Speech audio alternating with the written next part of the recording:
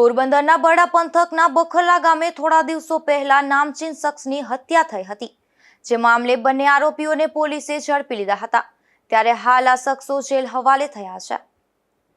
બરડા પંથકના બખરલા ગામે ચોક પાસે આ ઘટના બની હતી, જેમાં શિવ મંદિર સામે બજારમાં મેરામણ ઉર્ફે લંગીની સરા જાહેર હત્યા કરવામાં આવી હતી। આ બનાવ અંગે સમગ્ર બરડા પંથકમાં ચકચાર મચી ગઈ હતી। બનાવ બાદ મેરામણના પત્ની મંજુબેને બગવદર પોલીસ સ્ટેશનમાં ફરિયાદ કરી હતી, જેમાં મેરામણ બખરલા ગામમાં બીડી લેવા ગયો તે દરમિયાન આજ ગામના સંજય દેવસિંહ ઉર્ફે ભાણિયો ઉડેદરા તથા તેમની સાથે એક શખ્સે મળી અને છરીના ઘા ઝીકી આ હત્યા નિપજાવી હોવાનું નોંધાયું હતું। અને આ બનાવનું કારણ આશરે 6 મહિના પહેલા સંજયના મિત્ર રમેશ દેવાભાઈ ખૂટીના પિતા સાથે મેરામણને બોલાચાલી રહી હતી, જેનું મન દુઃખમાં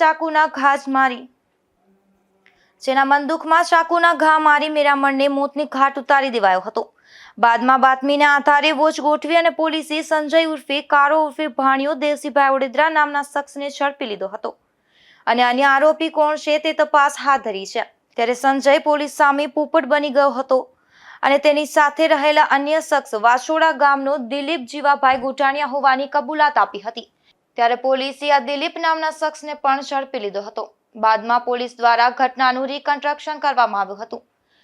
બાદમાં શખ્સોને કોર્ટ સમક્ષ હાજર કરતા કોર્ટે તેને જેલ હવાલે કરવા હુકમ કર્યો છે, જેને લઈ અને પોલીસે બંનેને જેલ ખાતે મોકલી દીધા હતા।